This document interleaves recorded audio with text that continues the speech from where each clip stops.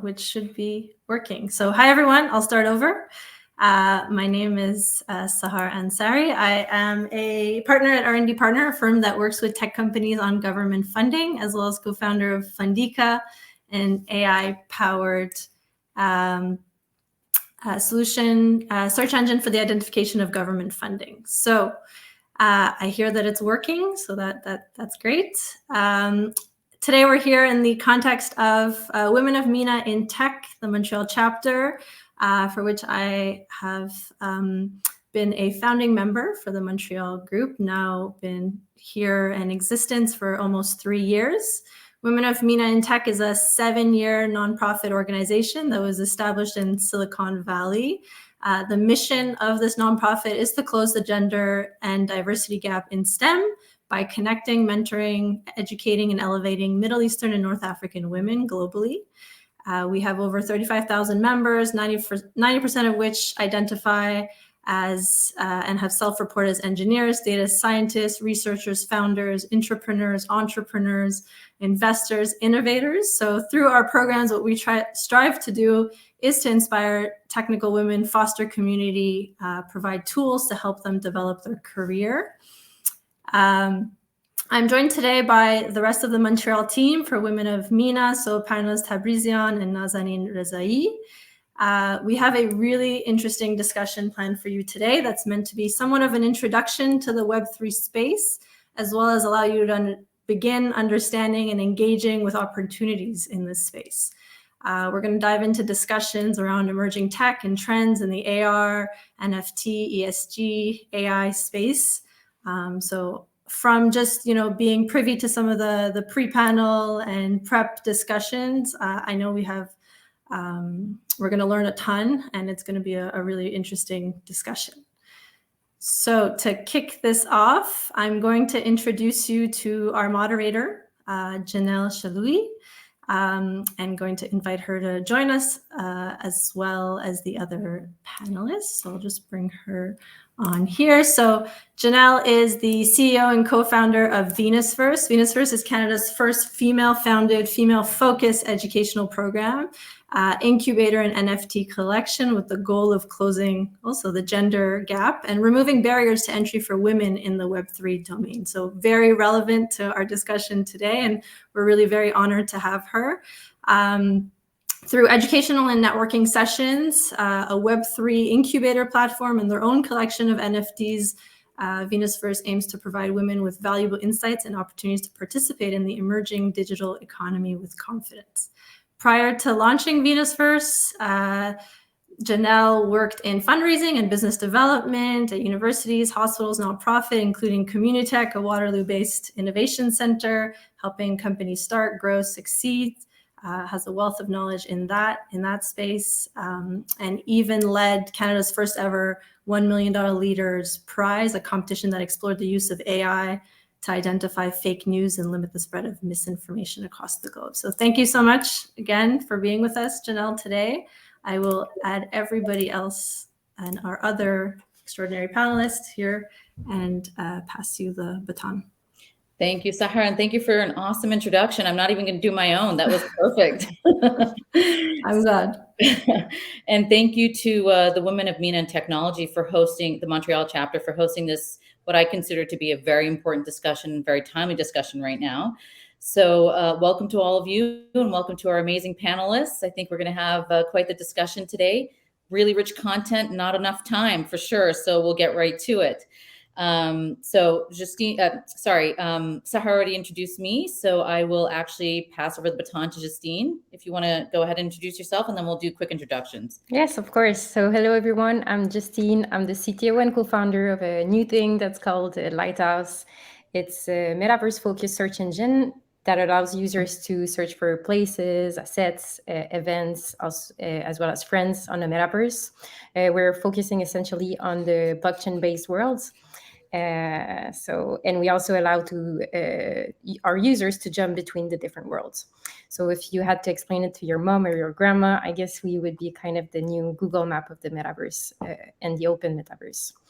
Before that, I was in machine learning. I was working at Coveo, which is one of Canada's top AI company. I was in charge of the query suggest engine there, where I led projects to modernize all the algorithms we were using and also introduce some personalization to it. And also before that, I was also working as a philosophy researcher for a few years. I was focusing essentially on study of consciousness and phenomenology. So I was kind of studying virtual realities and like the sense of presence and consciousness for quite some time now. So that's it. Fantastic. Thank you. Awan, you want to jump in?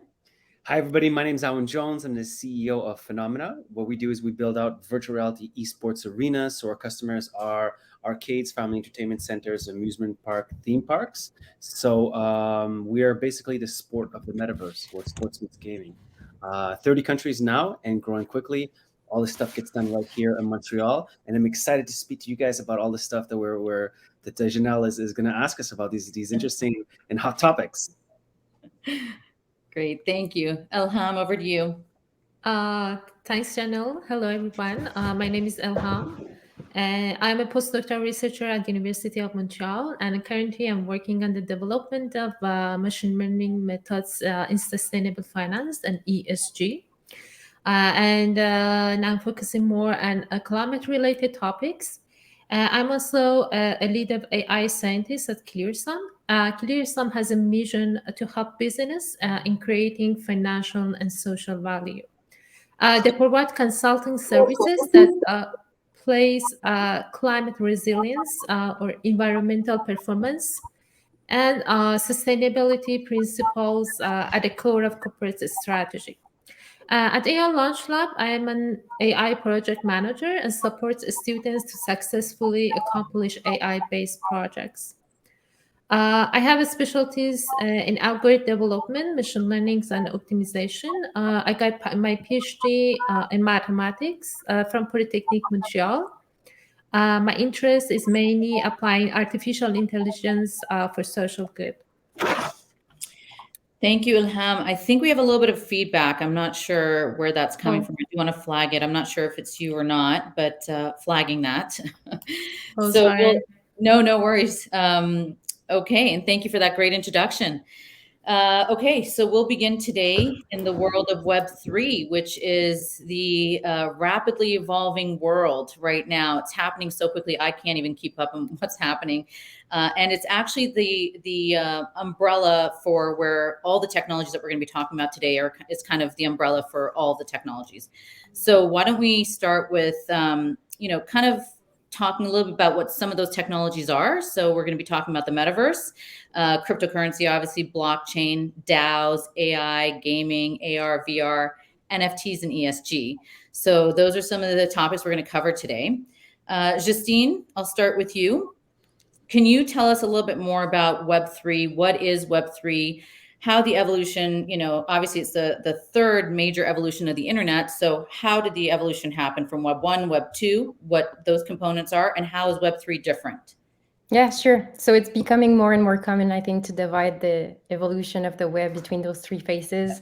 So, basically, the Web 1 was that moment where we connected all the information. So for those that are old enough to remember, we would just go there, and it was basically like a virtual catalog. You would just go there, and the only thing you would basically do is read.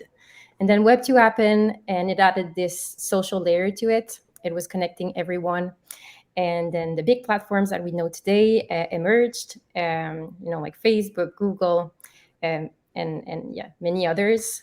And one of the side effects that came from, I think, the architecture and the way that web was done and the protocols was that we had to go through through central server in order to share information.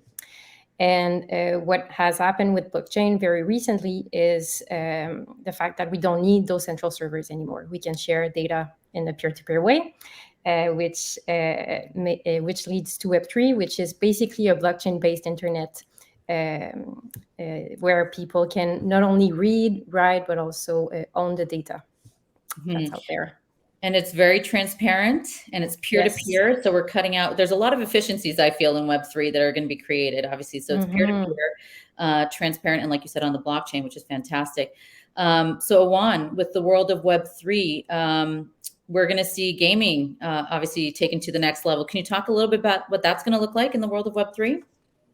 Yeah, well, to add, I guess, to what Justine just said, which was really well said. Web 1, basically, you still have privacy, right? And there's no ads. There's no real way to monetize you. And this is like going from like 1991 all the way up to 2004. From 2004 onwards, so till today, basically Web 2. Well, we're on these platforms where they're monetizing about us. They have our privacy. We opt in, of course, but they have our privacy. They can sell us stuff. They know exactly what we're doing. They own our content, basically. And hopping onto this Web3, we own our content now again. We get back our privacy. We're in control of all this, and this is where it's super exciting for gaming. So if you look at VR, for example, which is what I'm in, and you talk, let's say, about the metaverse, this is something that's super exciting for me because you get to own that part, you get to own that piece, you get to contribute, you get to add layers, but that belongs to you. And so that's something that's very exciting for me. Okay. Yes, it is very exciting. It's more immersive, right? So whereas Web 2 was more of interacting over the web, Web 3 is actually more immersive. You're going into this space. Yeah, exactly. Like basically the metaverse, try to think of it not as a destination, but think of it more as ways where humans are able to connect with one another better. You know what I mean? So like you and I right now, we're discussing and everything, but I don't know whether to look you in the eyes or whether to look at the camera. There's a screen separating us. Yeah. Exactly. But with Web 3.0, let's say I have a virtual reality headset on and you have one, and everybody else who's in here, you guys can see the minute little details of what makes us human, right? If I go like this, if I go like that, or whatever, and it'll connect us more as humans, and that everything becomes more immersive. When everything becomes more immersive, everything becomes more alive, and that's what I'm so excited about. Yeah, and it's global. So that's the other thing. Obviously, this is a global platform where we can interact with anyone. I could be sitting next to somebody out in China and have a conversation with them right next to me, which is pretty neat, obviously. Yeah. Okay, great. So I guess let's go back to Web3, the differences between Web3 and the metaverse, since we're already talking about the metaverse. Justine, can you clarify what those differences are? Because obviously there's a big one. Yes, so it's not the same thing. I'm sure everyone has heard about the transformation of Facebook and the rebranding into Meta. So those worlds are coming from Web 2. But there are also worlds in the metaverse that are coming from Web 3 where they are much more open. So one was talking about the fact that now people are going to be able to own their own, the assets that they buy in games. So this is one of the main differences on this side. So yeah, the metaverse can be in both Web 2 and Web 3. But I think the worlds are going to differ depending on from which company they come from. Okay, great. And what are some of the positives and negatives in the space of Web 3 right now? I'm going to ask this question to both Justine and Awan. So Awan, go ahead. You first. Well, I mean, without diving into the DOA or anything like that, I just feel that since you own the content and nobody can take it down, well, I can contribute in an amazing way, right, Janelle? I can contribute in an amazing way, or I could just be kind of a jerk, right? And I can contribute in a really, really bad way, and there's no one who can really take that down as well. So it's an amazing thing and it's a terrible thing at the same time. So I'm hoping that the DOA is going to have something that's really going to be able to be structured properly, well coded, and the people who own the tokens are really going to be able to, make this in a manner where it's something that people are going to want to be in for a very, very long time. Yeah, and just to clarify that, Justine, sorry, just to jump in. So when we say it's really bad, we're saying that it's a new technology, that there's some bad actors that love to jump into new technologies, just the way they do with crypto, just the way they do with all technologies to try and get in there. But there is hope, as you mentioned. DAOs are one of the ways that we can see this turnaround, and we'll talk about that more with Ilham. But yes, that's something that people keep talking about. There's opportunities of money laundering. I mean, obviously there's so many opportunities to money launder with cash. It's one way to still money launder, but still there's opportunities with new technologies. And obviously it's not a very regulated space. So we obviously need to set that up and regulate it in some way. So Justine, sorry, go ahead. No, well, I was just gonna say absolutely. I think the lack of regulation at the moment is kind of leaving room for badly intended people, and it hurts the space, of course. But on the brighter side, I think, as we've mentioned a bit before, it's cutting the need for for a middleman. So I think it's also opening space for like new projects, a new way of interacting with people. So. And it's affecting, I mean, all the different spaces. We're talking about the metaverse and the gaming industry, but it's also affecting the banking space, healthcare, voting as well, and data ownership and just ownership in general. So I think this is also very good points. Mm-hmm. And what about with regards to the adoption phase of Web3 and the metaverse? When can we expect to see more mass adoption? So obviously it's early adopter phase right now. When are we going to see more traction in Web3 and the metaverse? Justine, that's yeah, sure. Okay. Well, I think it's going to come faster than we believe, partly because the technology is evolving really quickly, but also because, many children, when we look at not children's, but like teens and kids, when we look at the demographic, they're already using some sort of metaverse and like kind of used to this virtual economy. So I think from our perspective that are a bit perhaps older, it might feel kind of weird, but like it's actually there. When we look at, I was looking at Roblox number and it just like, it blew my mind. Like it's totally there. It's happening. 75% of young Americans are on Roblox on a weekly basis. There's, I think, over 43 daily active users that spend on average 2.5 hours. Like it's just, these kids are already on the platform and using it. And then there's also like, just from a Web3 perspective, strictly, the adoption is getting more massive. We just see with the latest, like with everything that's related to investment in crypto and also blockchain, like it's becoming more and more mainstream. But there's a lot of frictions at the moment that if you've been in this space for a bit, you're kind of used to it, which are not normal, I think, to an outsider. But yeah. I'm pretty sure my children, although Canadian, are contributing to those statistics that you just talked about. But turning it to gaming, so that's a great springboard to turn it into gaming, the gaming conversation. So obviously, there are a lot of technologies that are going to help us be more immersive in the metaverse. Right now, we're talking about Oculus. Google acquired a startup called North, which is a Waterloo-based company. We know Apple's creating glasses as well. So the suspicion is we're going to pretty much bypass Oculus pretty quickly. We'll move to glasses. And even more recently, we were talking about contact lenses. So in Mark Zuckerberg's most recent exhibit of the metaverse, he wasn't wearing Oculus or glasses or anything. So everyone's starting to talk about contact lenses, and we're starting to see that come up and running more. So Juan, why don't you tell us a little bit more about how AR and VR are going to play out in the world, the metaverse and Web3?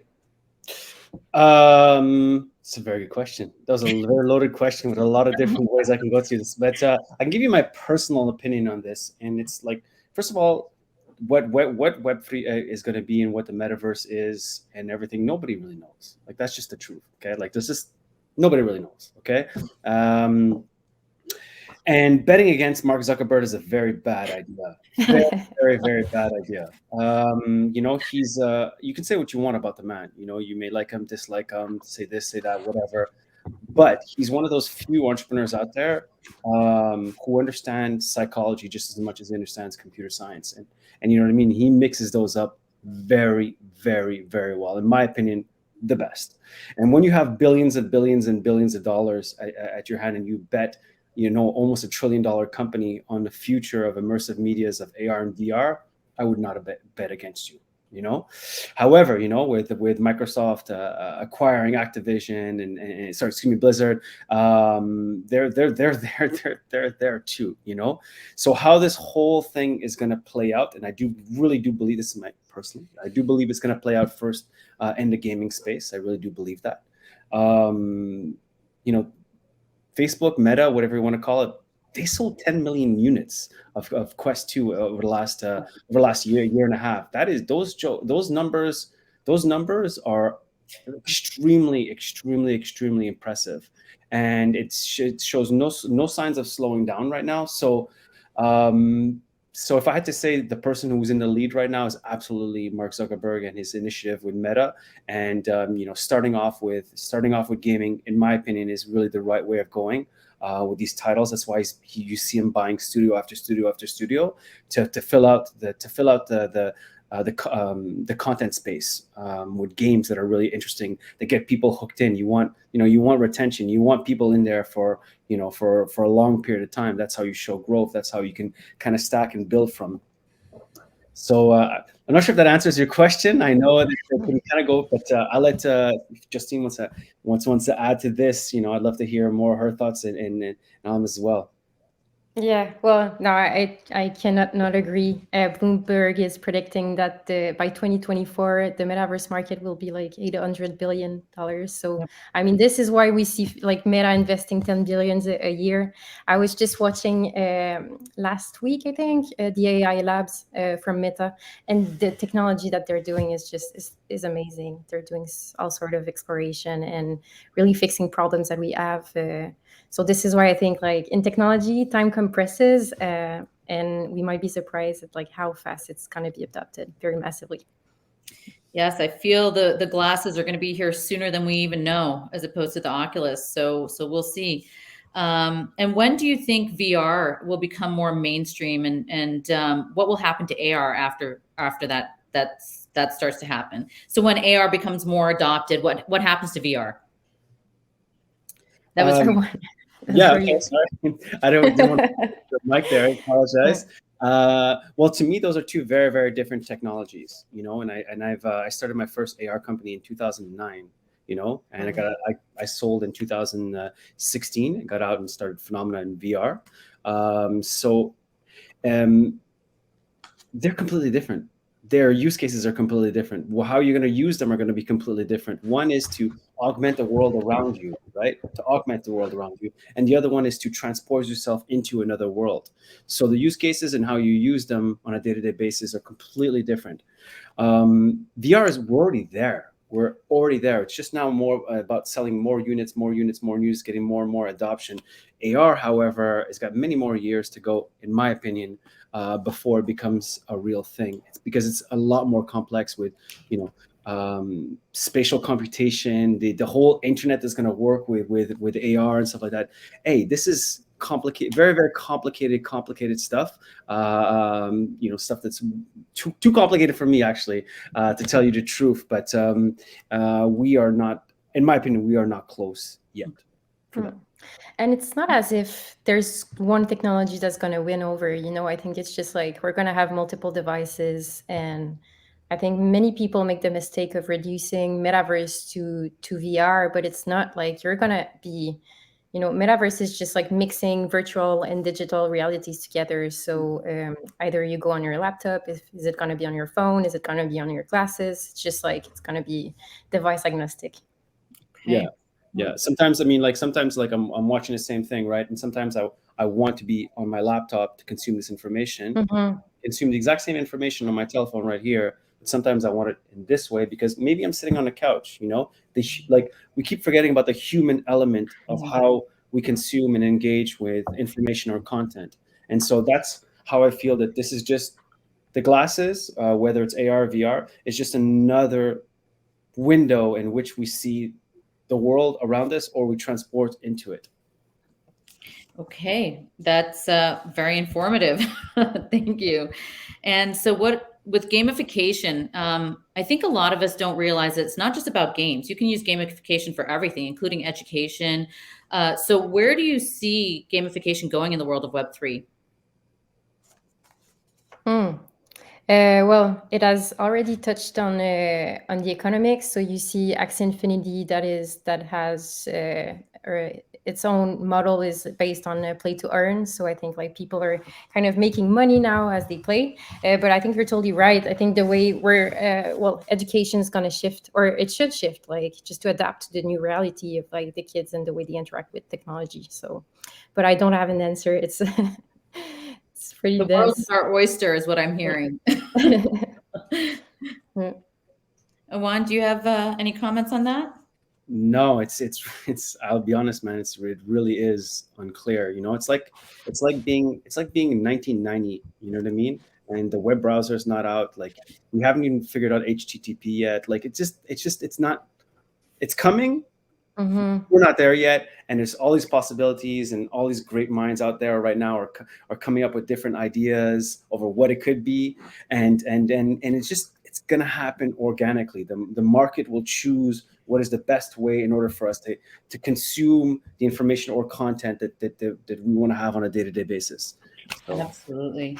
So I'm also mindful of time right now. So I'm actually going to jump to the next subject, which is ESG, environmental, social, and governance, and DAOs. So I personally believe that the world of Web3 should kick off with a very strong ESG component. We should embed ESG into everything we do in Web3 and get more good actors in the space. So one of the things I wanted to hone in on was actually Ilham. Can you talk a little bit about what the environmental concerns are in the world of Web3 and how these technologies will help us address the problems? Because what I hear often when we train women is, you know, we want to get into this world, but we hear this massive environmental issue, you know, with regards to mining and the energy that we're consuming. So what can we do? So what technology will help to address this problem? Thank you for the question, Janelle. Maybe I first talk a little bit to be sure that everything is all right with my sound. Yes, it is. Okay, You're good. You're good. Okay, that's perfect. So I would like first to have an intro, like 2 or 3 sentences about what is ESG. ESG stands for environmental, social, and governance. These are 3 central factors that defines the sustainability of companies. For example, when you consider ESG in your investing, besides thinking about your return and your profit and your risk, you want to put your money in companies that strive to make the world a better place. About your question, it is actually difficult to predict exactly how Web3 will evolve with environmental impacts, with the new developments and everything. However, it is true that there is a high possibility that environmental social governance aspect of Web3 will be considered while it's developing, because we want to have it sustainable. And for sure, in energy requirements, we ultimately define its sustainability. So it's a major factor. The process of encrypting information takes up computational power, which is energy intensive. Based on a recent study, it's only about 12% of energy in the US comes from renewable energy. So most of the energy that is in that state is mostly and for sure, for example, the majority of Bitcoin mining uses non-renewable energy like fossil fuels. On the other side, we're moving toward creating and using more renewable energy in the future. So this is one factor that can change the future of the environmental impact.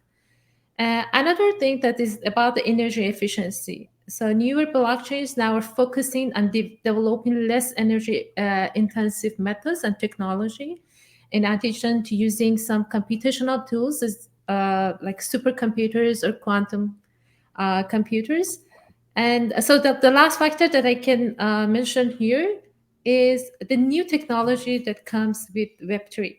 So we can reduce carbon emissions and the other technology using that Web3. So some of the energy consumption in Web3 can be offset by making other aspects of the economy more sustainable. Absolutely. Everything we do has an ESG impact, right? So Yes, absolutely. if we can get in there and try to figure out some solutions, it will help us down the road. So can you talk a little bit about the blockchain structure and how it's decentralized? I know we don't have too much time on that because I do want to go to DAOs. I think that's a really Okay. important conversation. So just really high level. Okay, sure. So blockchain is a system of recording information in a way that makes it difficult or impossible to change or hack or cheat the system. Blockchain is essentially a digital ledger of transaction that is duplicated and distributed across the entire network of a computer system. It makes the data available for everyone at any time, so that all transactions are transparent. So a database usually structure its data into tables, whereas a blockchain, like as the name implies, blockchain is a structure its data into chunk of blocks that is strung together. So blockchain technology provides a platform for creating a highly secure, decentralized, anonymous. So it's anonymous and yet auditable change of record and used presently, we can see it in cryptocurrency system. Okay, fantastic.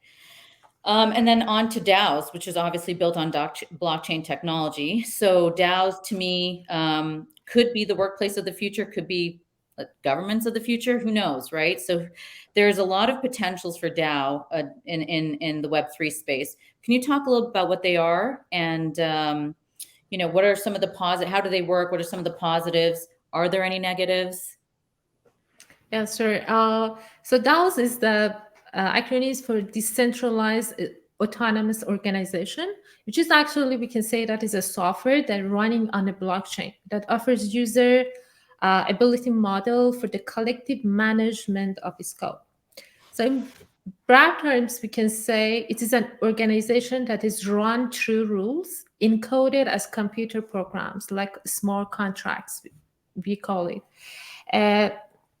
So it's a community-led entity with no central authority. So it is fully autonomous, transparent. And we have something, as I said, is small contracts that lay the foundational rules, execute the agreed upon decision at any points. And if there is a voting and if there is a proposal or something, so everything that is publicly available and can be audited. AI plays a major role in DAO. So a DAO would be capable of automating the functioning of an organization by using AI technology. So AI powered DAO can automate all management and administrative function without requirements of individual input. One of the advantages of DAO is that there's no top and down structure, so no one can be evaluated. So every investor has a unique opportunity to run the organization. So this is another advantage of it. And the great advantage is the transparency. And so everything is fully public for everyone. And this is, in ESG word, is really related to the G of ESG, which is a governance. And we generally focus on increasing diversity and addressing conflicts of interest within legacy central governance structure. So blockchain technology, so the blockchain technology unlocks the legacy centralized governance structure.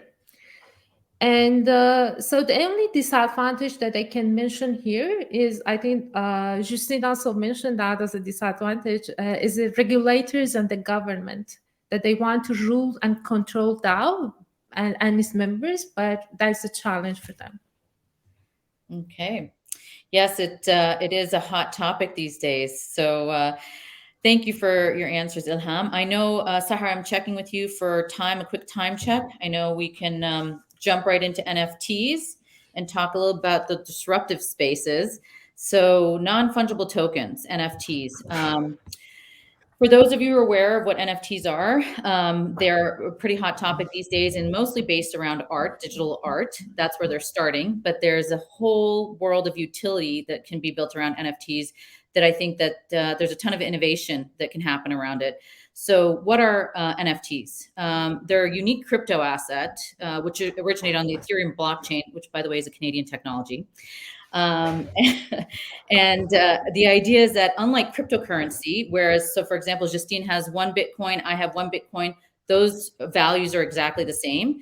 The idea behind NFTs is that they're unique tokens. So the value of one does not necessarily match the value of another. So that's what the breakdown of NFTs are.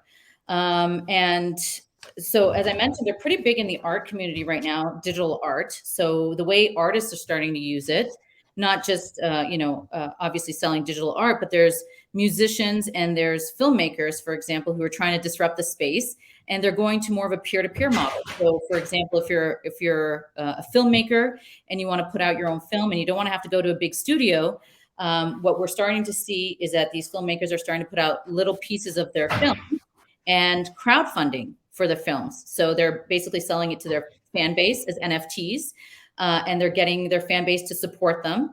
And they're building a peer-to-peer network around it, as opposed to going to like studios. And obviously the studios keep a bunch of like a big chunk of the money, and they only get a small portion of that. It's really putting the power back into the hands of the creator. So the creator is actually making every single cent. And in turn, some of them are building in royalties for their fan base. So when you buy one of their NFTs, you decide to sell that, there's a potential for you to make royalties off of that. So there's a lot of everybody wins type of mentality in the NFT space. Same with musicians that are putting out scores. What they're doing right now is putting out pieces of their music, small pieces of their music, and selling them as NFTs and essentially crowdfunding for their songs. And again, cutting out the middle person, going straight to their fan base and straight to their peers, and raising money that way for their projects. So that's how NFTs are starting to disrupt spaces. And I'm very mindful of time, so I'm moving into disruption right now. And I'm happy to talk more about that in my own personal networking session afterwards. Because again, like I said, there's a whole bunch that we can do around utilities of NFTs, including, for example, universities might want to issue their diplomas as NFTs moving forward, so that down the road, there is an actual digital copy of the diploma, as opposed to hanging on your wall, which we can't replicate. They can't print again. You have a digital copy that you can use for, let's say, attending an event in the Metaverse, or let's say they want to offer some sort of exec ed program to their alumni. This is a way to track that you're an alumnus or an alumna, and you have access to some of the sessions. So there's a lot of different ways that utilities of NFTs can be innovated. And I think it's such a nascent space that there's so much potential around that. So with regards to disruption, so Awan, in the gaming and AR, VR space, what kind of disruptions can we expect?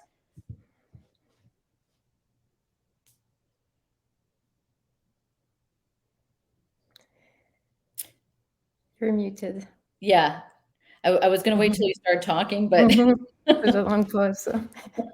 Well, I kind of talked a little bit about this earlier when I talked about screens, right? Screens. I mean, like the way that you get a text message, the way that you get notifications, the way that you are on GPS, the way basically like half of your utility of your phone, right, could be just an AR glass. That basically just provides digital content on top as we talk about utility here.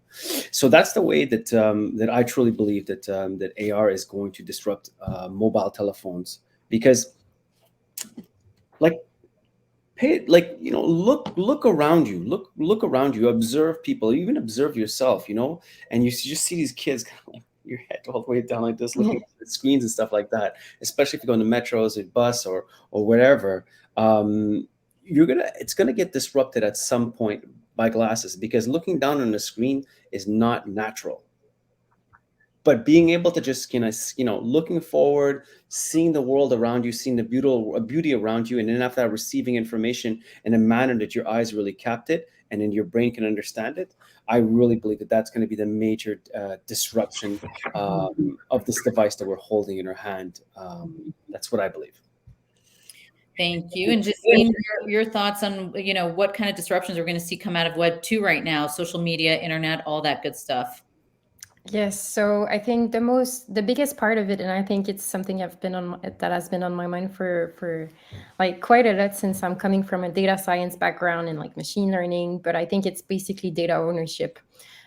We've shifted from like a very platform and enterprise centric perspective to like a user centric, and now we're able to own data, and this implies some like radical changes in the business models that the platforms will have to do, and also in the way that we train models, because I mean, even if we own data and we kind of start deciding on like who are we giving the data to, we still want to have relevant recommendations, and like we still have expectations from products. So I think it's a big shift that's happening, and it's actually very exciting from a technical perspective. Yeah. I'll add one more thing. Sure. From Web 2.0 to Web 3.0, and then the world that's going around that, especially when it comes to talk about AR and VR. I mean, like, again, I said this. When Web 2.0, we opt in to give our privacy. So we're all we're all guilty here. Okay, but I don't like I don't like that Google knows that I go from this place to this place all the time, that I'm watching this show at this time, that I'm like, all these things, and then sending me really creepy ads for the exact thing that I'm thinking about in my head. You know what I mean? Like, I don't like that. I really, really don't like that. And Web 3.0, from my understanding, the technology is built at, it's not going to be that. So so to be able to have these immersive these immersive technologies that are truly revolutionary, that are truly helping us becoming more connected as human beings, but without that really creepy access to all my data in a way that makes me feel super.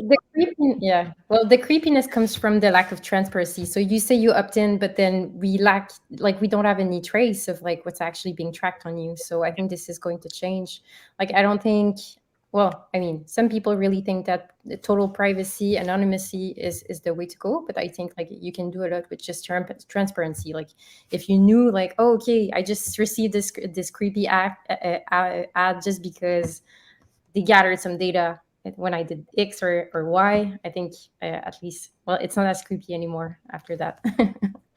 Absolutely. And Ilham, any thoughts around banking, government, ESG, AI, all have potential disruptions. So a couple minutes on that, please. You're muted. You're muted, Ilham. Sorry. These new technology are introducing new concepts. So we need to measure new ESG issues, for instance, for smart contract blockchains and their ecosystem. So rather than the company's management decisions and the analysis of related risk, we need novel elements that are ultimately aligned with their technology, mechanism, design, and community, which are taking center stage in the decentralized context. In the financial world, we have a new concept. So it's DeFi, which is the decentralized finance. So it is an open and global financial system built for the internet age. In DeFi, instead of a financial system or a bank holding your money, you can hold your money. So you control where your money goes and how it's spent. So the transfers of funds happen in minutes instead of the payments that take days to be processed. DeFi can be open to anyone, but in the traditional financial system, you apply to use financial services. And DeFi is like built on the transparency, and anyone can look at the product's data and inspect how system works. So financial system are closed books, and now is like open for everyone. So therefore, with these new concepts, the old traditional ways in ESG and banking and everything, so it's just getting expired a little bit, and then and disrupted, and then we need new development also for that. Absolutely. Yes. Sorry. Go ahead, Aman. I'll just say, one other thing that I'm hoping with all this disruption and these amazing new technologies that come out, and I'm hoping that everything that Elham talked about, Justine as well, and myself, that it's going to lead to less crazy amount of income inequality, like the grotesque amount of income inequality out there. Through, like you talked about, Elham, with smart contracts. With owning your own content and stuff like that. Some other platforms should not be making a gazillion dollars off of owning our privacy and selling it to who knows what for who knows amount. It's madness. Yep. 100%. Perfect segue into diversity and inclusion, by the way. Yeah. And the new wealth economy, right? We want more people to participate in the new economy. So diversity and inclusion, we've spent around 18 years, and I know this from being, obviously, we're all in the tech industry, trying to undo and reverse and fix a lot of the biases that we have in the tech industry currently, whether it's cognitive biases, like there's not enough cognitive diversity, not enough cultural diversity within the tech industry. So we want to obviously see that fixed moving forward in Web3. One statistic that I came across, which really helped launch my company, was that in Canada, only 5% of women are in the crypto and NFT space, and 95% of men are in the crypto and NFT space. Obviously, there's a massive gap there. And a lot of us are going to be left behind, which is why, for me personally, what our mission is to kind of wave the flag saying, look, there's this whole digital world that's being built out there. Pay attention, apply it to your life somehow, figure out, learn more about it, figure out how you can see yourself in it, figure out whether or not there's innovations you can create around it, and start working towards Web3, because that's where we're going. Don't be left behind. So I guess to each of you, what are some of the areas of diversity and inclusion that you'd like to see more in your fields, or how can we foster more diversity and inclusion in your fields? Really quick roundtable around that, because we have to get to Q&A, I'm hearing. Justine, you want to jump in? Yeah, sure. Okay, so I guess there are many devs in the place, and probably like me, you've been one of the few girls in the team. And I think that at the moment, blockchain is really an opportunity for us to kind of fill the gap. The space is very early, so even if you start in a week, even if you start in 6 months, you're still going to be an early adopter. So there's a really very good chance for us to learn everything and kind of fill the gap this way. So I encourage everyone to do it. Absolutely. Ilham, you want to jump in? Yes, sure. And I need some minutes because this part is really important. And I want to talk about AI that, as we discussed, we will understood the vital role of AI in these new technologies. So we want AI to make a decision for us.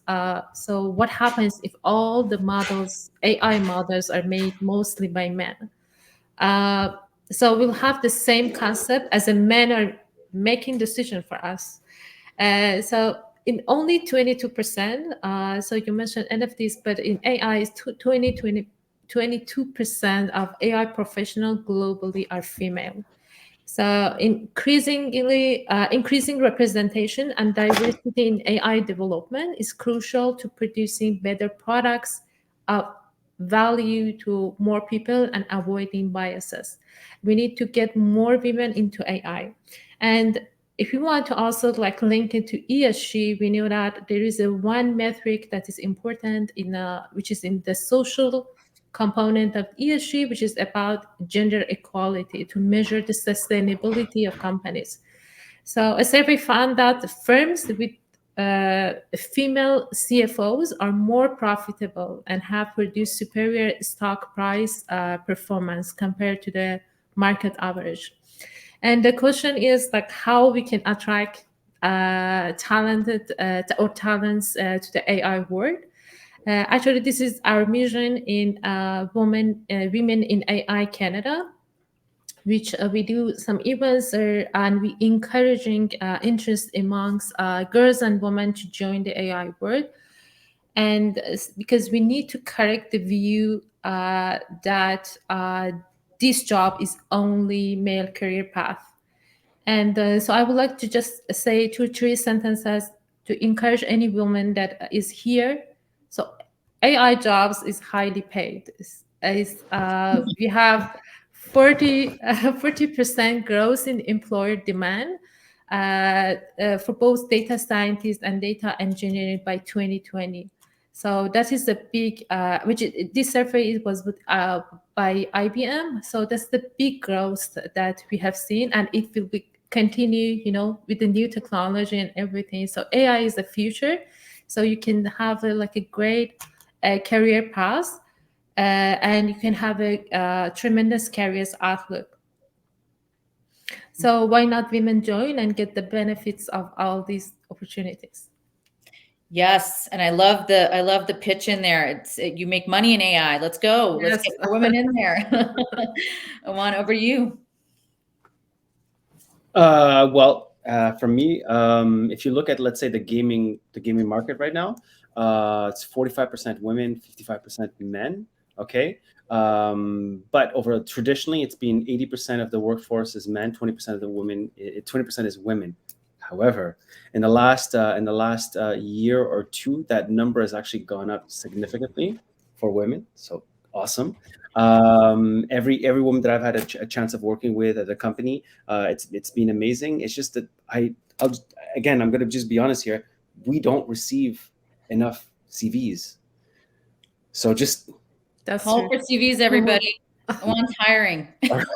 Yeah. So it's that, I'm like, I'm going to end with that. Okay, that's great. So thank you all very much. And I know as part of our, call to action, maybe we can sum it up really quickly. I know we have a few questions here that we'll go through, but my personal call to action, I'll kick it off. You know what? I think that Canada has tremendous potential to win in this space, period. So we have all the technologies, we have the bench strength, whether it comes to AI, cybersecurity, quantum computing, Games Institute. I mean, the University of Waterloo has all of those institutes in and of itself, right? And then Ethereum, like I said, is a Canadian technology. The security Ethereum was built on is Canadian. I really feel as a country, we have the potential to win in this space. And I think we really just have to figure out how we can help, whether it's government or other entities, really help navigate this space more easily and start having big discussions around it. So one of the questions, actually, maybe we can just kick off one of the questions and talk a little bit about that. Sorry, Sarah's over here sending me all these questions I want to make sure we address.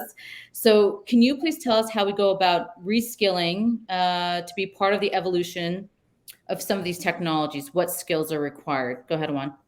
So I'm just jump in for that. The good thing about being in technologies that are so recent is that no one's a veteran.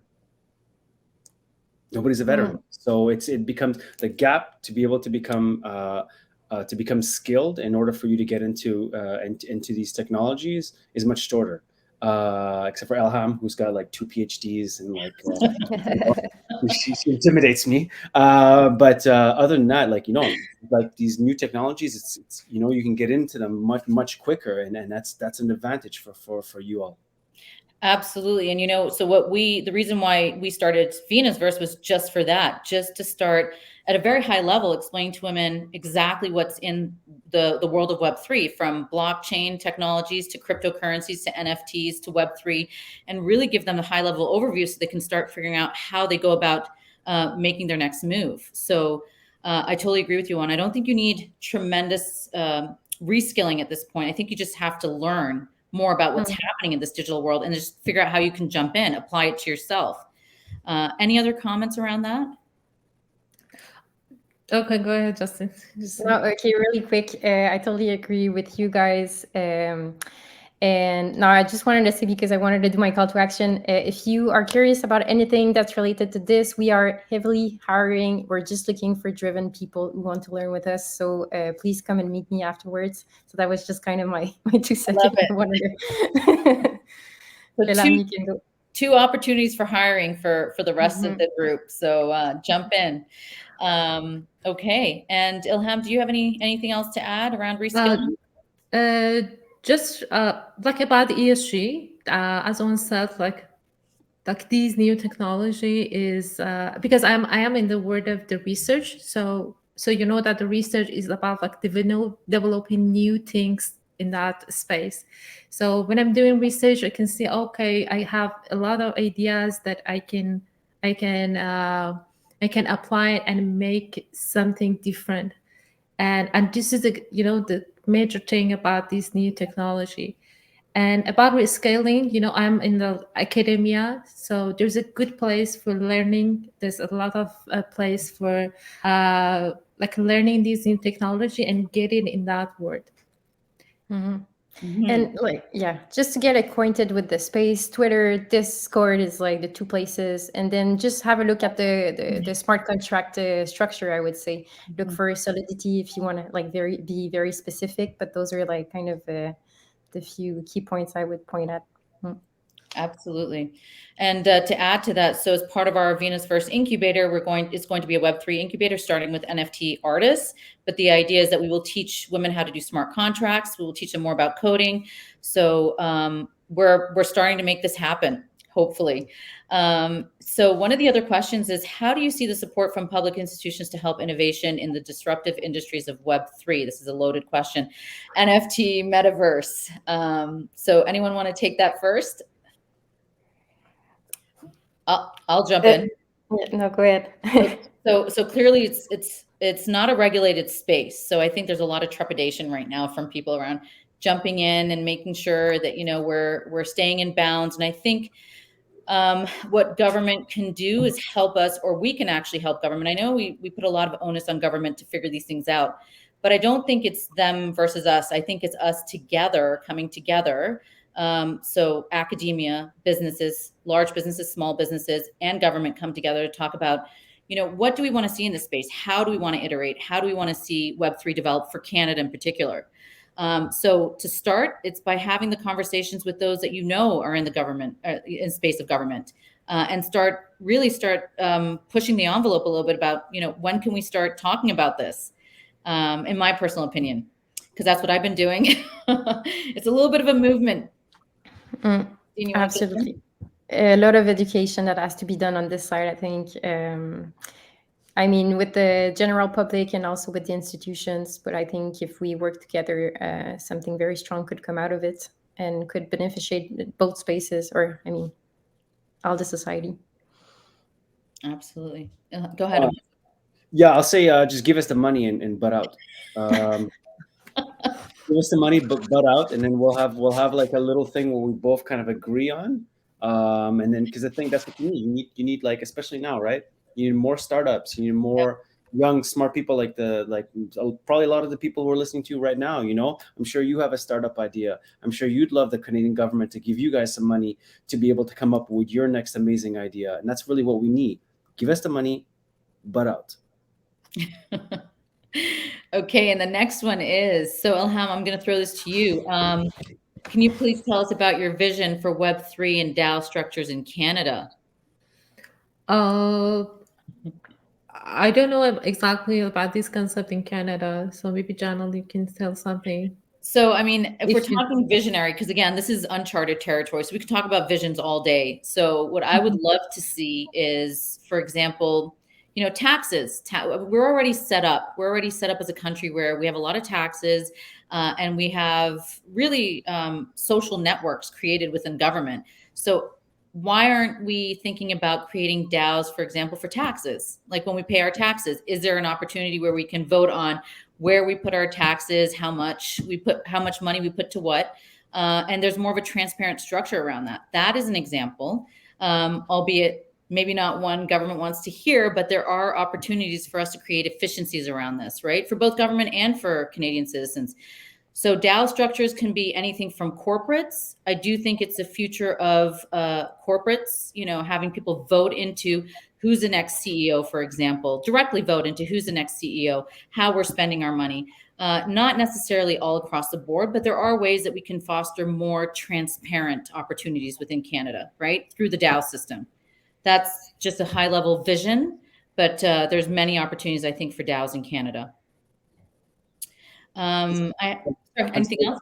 Yeah, 100%. I mean, like under that system, you're one person. You have your token. You have your token. You should be able to say how you want it, right? Like you said, Janelle, it's about removing the corruption out of some of these places through a system like that, where all together collectively as people we have our tokens, and we can say we want this, and just the system just systematically improves itself instead of handing.